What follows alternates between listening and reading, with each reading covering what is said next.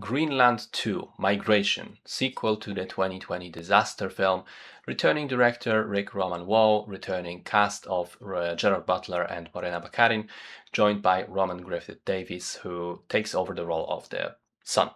The film starts 5 years after the last one ended. The people that made it into the Greenland bunker are mostly okay, but they've been unable to leave it. Apparently, the comet's fragments are still in Earth's orbit, occasionally crashing into Earth. There is widespread destruction from the big impact at the end of the first movie.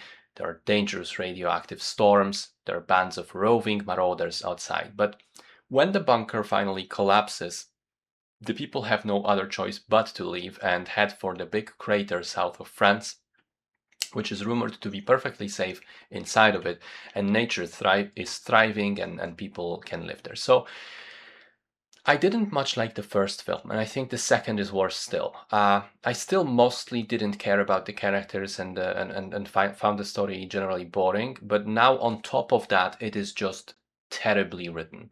The world building is some of the worst I've ever seen. It feels like it's been a month since the disaster, not 5 years. How are people still being surprised by the storms after such a long time, and how are they surviving them in the first place? Why are people in Liverpool still protesting at the military base? Surely at this point, 5 years later, they would know rather well that this will not work. Why is Liverpool completely flooded, but the English Channel completely dried out? Why are there healthy old trees and forests right next to the gigantic impact crater?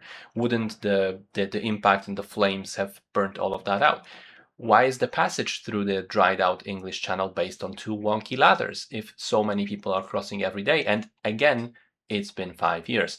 How is the kid surviving without insulin? Because, reminder, they spend a week drifting on a boat with no refrigerator or fresh supply.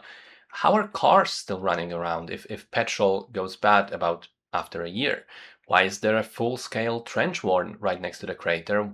What use are the supposed resources for which the evil East faction is fighting if they all live in an unstable apocalyptic hellscape anyway?